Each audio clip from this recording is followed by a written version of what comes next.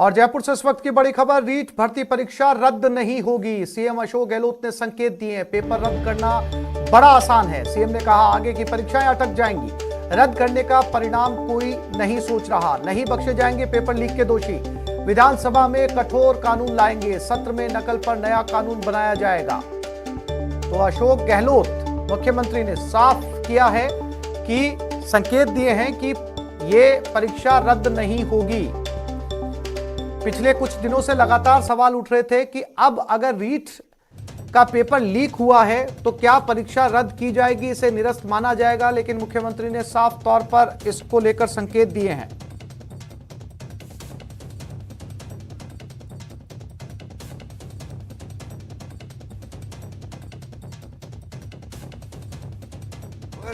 राजस्थान की सरकार ने जिस प्रकार से भनक लगते ही जो एक्शन लिया, एसओजी को जिम्मेवारी सौंपी, उस एसओजी ने, मैं समझता हूँ कि बहुत कम समय के अंदर वो कर दिखाया जिससे किसी को उम्मीद नहीं थी। तो ये तो एक एसओजी के काम को अप्रिशिएट करना चाहिए। सर, नकल विरोधी कल गुलाब चंद कटारे जी जो विपक्षी नेता है, उन्होंने भी एसओजी की जांच को वेलकम किया है। तो मैं समझता हूँ कि थोड़ा इंतजार करें, क्योंकि हमने भी एक्शन किए हैं, चाहे वो क्रिमिनल नेग्लिजेंसी थी, आपराधिक लापरवाही भी बड़ा जुल्म होता है। हमने केओ को बर्खास्त किया, सस्पेंड किया, धीरे धीरे जांच आगे बढ़ेगी और जैसे ही जो कंफर्म होगा कि ये बिल्कुल ही इनके कारण ही सब कुछ हुआ है, कुछ लोगों के नाम आए भी हैं, पूछताछ भी हुई है, उनको बर्खास्त की कार्रवाई की जाएगी। तो सरकार की तरफ से हाईकोर्ट जज को लेके कमेटी बनाई गई है, भविष्य में ऐसी नौबत नहीं आए, ये हमारी सोच होनी चाहिए।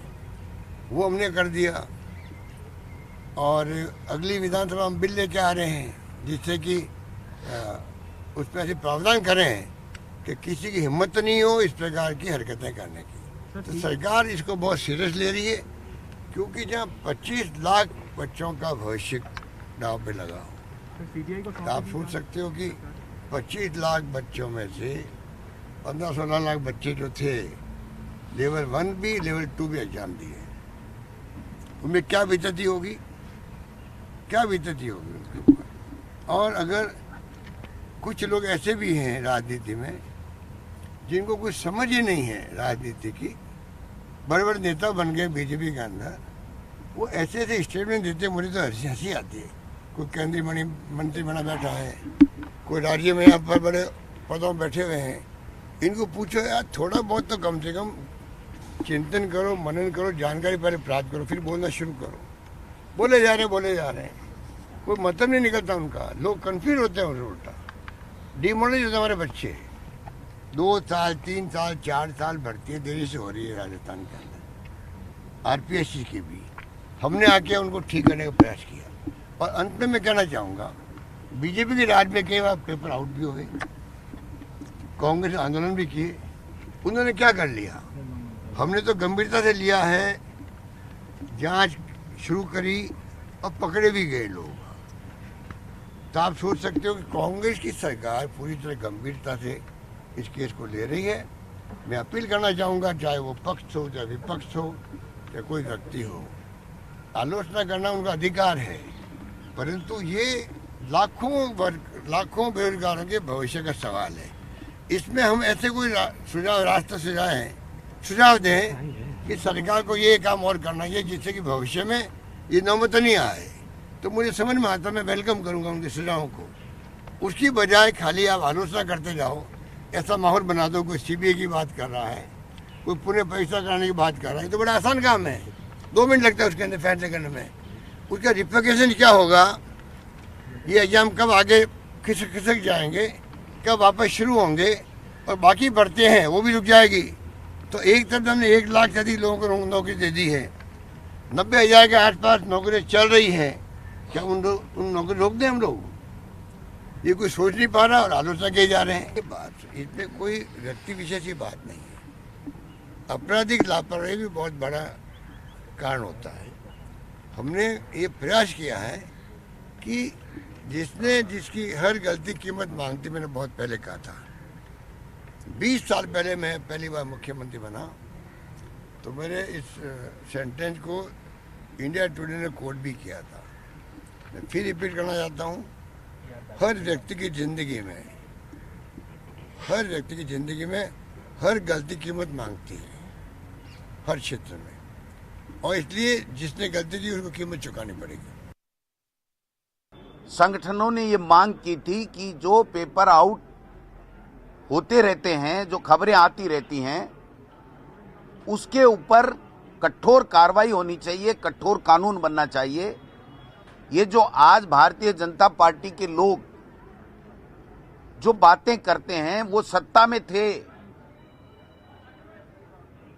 उन्होंने एक पे भी, अगर आज जो कार्रवाई हमारी सरकार कर रही है, इतनी कठोर कार्रवाई अगर ये कर देते, कठोर कानून ये बना देते, तो आज ये नौबत नहीं आती।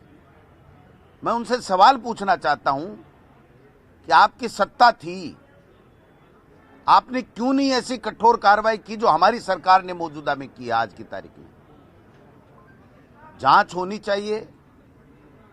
जिन लोगों ने गड़बड़ी की है, जिन लोगों ने चोरी की है, जिन्होंने बदमाशी की है, उनके खिलाफ सख्त से सख्त कार्रवाई होनी चाहिए, चाहे वो कितना भी बड़ा व्यक्ति क्यों नहीं हो। मैं इस बात का 100% पक्षधर हूं। कांग्रेस पार्टी का प्रत्येक कार्यकर्ता इस बात का पक्षधर है। युवा हमारा आने वाला भविष्य है। अगर युवा के भविष्य के साथ में कोई खिलवाड़ होता है तो प्रत्येक नागरिक को उसके साथ आवाज बनकर के आवाज उठानी चाहिए। लेकिन सरकार और एसओजी के ऊपर उनको भरोसा करना चाहिए।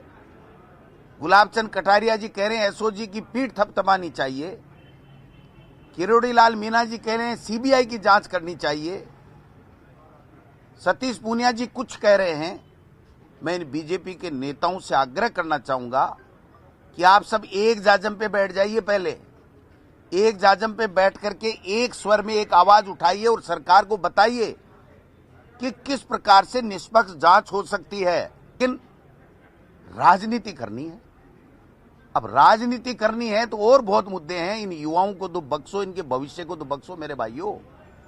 अगर किसी के पास में किसी भी नेता के खिलाफ, किसी भी मंत्री के खिलाफ, किसी विधायक के खिलाफ, किसी पार्टी वर्कर के खिलाफ कोई भी मुद्दा हो, कोई भी तथ्य हो, तो उसको एसओजी को देना चाहिए। और एसओजी अपनी जांच कंप्लीट करके और जब चार्जशीट बना दे, उसके बाद में अगर उनके पास में कोई बात रह जाए उनकी शेष, तो मैं आपको विश्वास दिलाना चाहता हूं मीडिया के माध्यम से कि मैं उनको मुख्यमंत्री जी के साथ बिठवा दूंगा कि आपकी और क्या क्वेरीज है।